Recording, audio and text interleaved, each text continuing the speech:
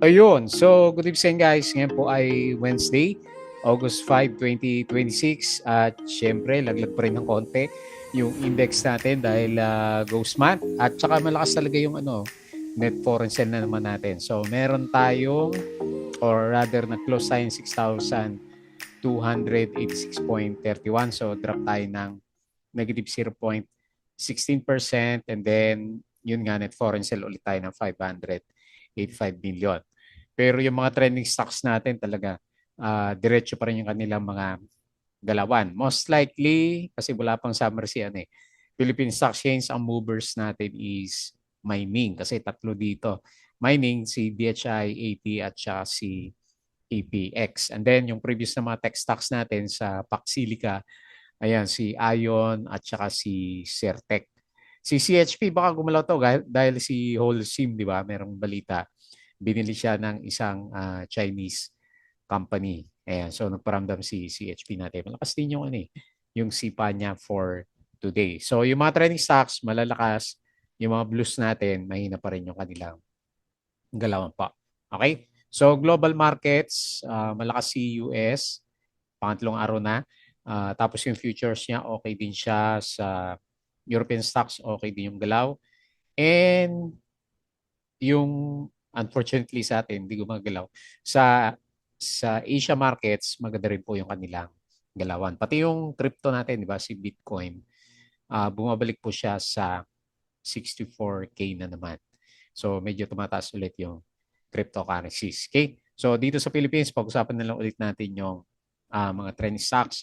So nanguna nga si Ionix, breakout.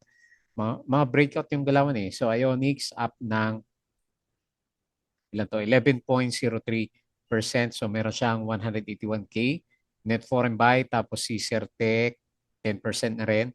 543K net foreign buy. Sa mining, si DHI, ang lakas ng sipa. 9.66%. Meron siyang 6.04 million net foreign buy. CHP, 9.57%. 415K net foreign sell. Atlas Mining, yan. May nag-invest yata dito o bumili sa kanya. No? So nag-up siya ng 9, tama ba to? 9.25%, 27 million net foreign buy. So binumbomba. At saka si APX Mining, up din siya ng 7.04%. And then meron siyang 4.47 million net foreign buy. Okay? So congrats kung ang napuntahan mo for this week is mga mining stocks. Ayan. So, disclaimer pa rin sa mga bago sa channel natin. As usual, yung review is for education purposes lang po yan. So, maulan ngayon. No? So, wag mong gagamitin ito as a reason para mag-buy, sell, or hold ng stocks. Due diligence lagi sa mga stocks na binibili. Make sure ka na bibili ka. Ayan. So, and then please don't forget to subscribe ulit dito sa ating Palabi Trader na YouTube channel para updated ka sa reviews or kung gusto mo join ka dito sa trading group natin. Okay? So, yung mga subscribe bumababa na naman yung views natin. As usual, maraming salamat sa mga viewers pa rin ng market natin kaya mahina na. Company reviews, check mo na lang. Sample trades sa market, basic indicators, technical analysis, fundamentals, risk management, and basic learnings po sa PSE market natin. Okay? Sa crypto, follow mo na lang po ako dito sa ating Palabi Trader. Crypto ko to para sa mga crypto-related vlogs. Sa Facebook account, follow mo na lang po para updated ka sa mga posts. Palabi Trader. And then sa Facebook page na Palabi Traders, pili ka na lang. Tapos sa Twitter, wala pa rin summary si Philippine Stock Exchange. So, refresh ko to. So, andito yung pinaka-summary ng market. Hopefully, ito ngayon. Okay, tama. August 5. So, based dito sa galawan, tama. Mining stocks pa rin. Ang lakas ng mining, oh. 4 point, tama ba? 4.63%. Tapos yung ibang index natin. Lahat mapula. Property, minus 0.17. Industrial, minus 0.3. And then si finance natin is minus 0.33%. So mining stocks lang po yung nagpagalaw ng market natin for today talaga. Okay? So yung iba, balita na lang. So Maynilad, second quarter plus 14%. Ito yung mga top bilyonaryo. Ano ba meron sa mga to? Sila pa rin naman, no? Enrique Rason, Ramon Ang, Lucio Tan, Henry C. Manny Villar. Ayan. So sila pa rin naman yung mga billionaires. Okay. Tapos yung mga siblings. Converge according to the DICT, latest Oplan Bantay Signal, country's lowest average fixed broadband latency. Ayan, may ina si Converge. Okay, Petron, first half net income fell 27%. DNL post net income of 1.5 billion in first half, up by 8% plus. Hindi naman gumalaw si plus, drop to eh. Reported a 2026 net income of 6.98 billion second quarter. So plus 124%. Okay. Kailan bagsak? Redice New Zealand gaming license application. Hindi na pinapansin si Plus natin. Maynilad progresses on first half metrics. Okay, tapos si Philrate, meron siyang dividends. Down yung earnings niya 3.2%. SCC first half net income ahead of forecast. RCR secures PCC acknowledgement for asset infusion. Si Merara Mining, net income, first half up by 2%. Inflation, taas na inflation sa Pinas, no? 6.2%. Ayan. So, ang average mo sa isang taon more than 6%. Tapos si MP2 natin, 6% din. So, parang walang nangyayari sa pera natin doon. Lugi pa tayo sa sahod natin kasi nag-drop siya ng value ng 6.2%. Okay? So Globe, nag-drop kanina si Globe. Bakit? Misestimates amid decline of GCash profits and higher interest expense. Yan. So yung kasi marami sa mga blue chips naglaglagan ngayon. Okay. Ito naman si Plus. Baka ito yung totoong balita. Mas 44% drop in core earnings. Quarter over quarter, mataas siya, pero yung overall earnings niya drop ng 40%. Ayan, kaya drop pa rin si Plus natin. Okay? So, Tiran says talks with Oman on Hormuz advancing positively. Iran aiming to control a new Strait of Hormuz route amid uncertainty over US talks. Okay, pero sa US, malakas yung sipa ng sinabi ni Trump na ongoing yung discussions po nila. Okay? Globe, okay, net profit falls 11%. Pero, hindi ko nakita si Pero ngayon to increase the firm's authorized capital to 1 billion. Okay. So, yan po yung kahapon na balita natin. Share buyback, SM, SMPH, OPM, at saka si Fruit. RCR secures PCC approval for 10.6 billion, 6 small acquisition. Dami Tapos, Maynilad Water Services net income of 8.5 billion. First half, up by 14%. Okay, hopefully mag-bounce. Plus pa rin. And then, ito yung kahapon na summary market. Okay? So, ngayon hindi ko makita yung summary ng PSC natin. Okay po. So, patalas ulit yung Patreon channel natin, yung gusto ng guide sa Philippine market. Sali ka lang po dito sa Patreon channel po natin. So, punta tayo dito sa galawan ng index. Siyempre, as usual, deads yung blue chips. Pero yung trending stocks natin na gumalaw, last time is sila pa rin naman yung gumagalaw. Okay? So, at least merong gumagalaw. Di ba last time, alam ko last year, may na yung lahat ng stocks natin. Pero ngayon, yung sector ng mining, medyo pumipitik siya. Okay? So, pababa yung RSI and pababa din yung itsura ng MACD formation natin. Overall weakness pa rin. Dahil puro net foreign sell. So, 585 million net foreign sell ngayon. 6,286.31. Okay? So, punta tayo sa mga winners muna. Ionix, SIPA, ayan, breakout, 11%. CIMI, parang hindi ko nakita. Certec, so up siya ng 10%. Si PES, up din pala to. Pero parang basag-basag. 10.14%. Si DHI, ayan, breakout, 0.9 9.6%. Ayan, nandun sa bandang taas. Si CHP, pumitik ulit, 9.57%. Si Atlas, 9.25%. Ayan, breakout. Dami. Apollo. Anglo Philippines, ayan, 9.22%. Si APX, puro mining, 7.6. Tama ba? O 7.04%.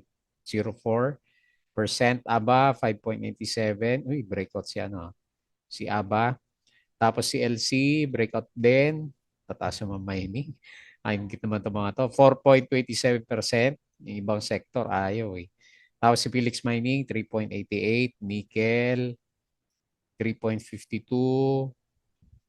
Sino pa? Apollo, di ba? Mining din. Apollo is 3.23 and then PXP 3.05. And FNI, lahat na. Nag-bounce din ng 3.07. GGS nag-bounce 2.97. Okay? So sa mga losers, si BHI, bagsak ulit, minus 11.4. Si Plus, ayan. So baba yung earnings. So, negative 5.64. Si Bloom, minus 3.7. Yung mga big caps. Si Globe, ayan, nag-drop siya. 3%. Magkano ba itong dividends? 1% lang. And lastly, na may volume GSMI, minus 3%. Laki ng drop nyo. Pero XD, halos 2% lang naman. Malit lang yung kanyang dividends. Okay? So, yun na lang muna. Doon lang muna tayo sa mga trending stocks. Yung sinasabi ng market natin. So, dito sa US market, mukhang maganda ulit mamaya. S&P Futures plus 0.39. Dow Futures plus 0.34. Nasdaq plus 0.23%. Okay? European stocks, majority maganda. Asia stocks, majority is okay din siya. Ayan. So, bounce sila. Tapos, crypto, balik ulit sa 64K. Ang galaw ni Bitcoin. 64K ulit. Ethereum 1.8. BNB 598. XRP 1.07. Sol 74 ulit. And then si Dodge 0.07. Okay? So balik tayo dito and quick review sa trending stocks. Okay, so unahin po natin si Ionix. Buti pa itong mga to. Diretso yung galawan. Taas na ni Ionix. Okay, so nagre-retest siya ng mga previous peaks. So next resistance dito sa around 1.6. Parabolic yung galawan ng mga to Biglang sipa. Okay, so dahil dyan, overbought ka agad. May volume nga naman. Hindi naman ba si Ionix natin. Okay, so pa-recover. Magre-recover na yung MACD based dito sa galaw. Overbought yung RSI. Nag-close signs kay Ionix 1.51. Up siya ng 11.03% and 181K net foreign buy. Okay, next. Ba't si IMI hindi gumalaw ba? Gumalaw din siya. Malakas din 4%. Pero hindi siya masyadong kasing lakas ng mga ibang stocks kasi natin. Kasi mga 10%, 9% yung galawan. Okay. So gusto mag-retest ni Certec dito sa bandang taas. Pabalik yung price action niya. Ang lakas na rin ng ginalaw nito. Yan 70%, di ba? Okay, congrats. Kung meron ka pa rin at nabuhay ulit. Si Certec natin, hindi siya overbought. Tama-tama lang. Bullish. And pa-recover pa lang yung MACD formation. So, yun nga lang, may volume din talaga siya. Okay? So, nag-close siya ng 1.1, up ng 10% and 543K net foreign buy. Next, mining stocks, DHI, breakout. So, halos breakout siya dito and then halos mag-breakout na rin dito sa previous resistance sa 9 pesos. Ayan. So, to be seen kung mabi-breakout niya kasi pang-apat na try na niya sa 9. Okay. Hopefully, maka-breakout na siya kasi nasa kanila yung sentiment. Okay, yung RSI niya, may volume, 52 million. Tapos, okay din yung movement ng MACD. So, nag-close siya ng 8.74 up ng 9.06. And then 6 million net foreign buy. Next, CHP, hindi ko alam kung sumasabay lang to kay ano sa balita ni Holcim, ayan, breakout. So, nakabalik na. And nandito tayo sa range ngayon na ito. So, nag-close siya 1.03 up ng lalakas no? 9.57% and 400k net foreign buy. So, uptrend. Most likely, magre-retry ulit dito sa 1.13. Okay? So, bullish RSI nasa overbought 72 and bullish na bullish din yung MACD formation. Next, mining stocks ulit. Atlas, consolidated mining. So, to the moon kasi overbought pero binobomba pa rin siya. So, breakout. Lampasan na rin yata dito sa bandang kaliwa o marami pa.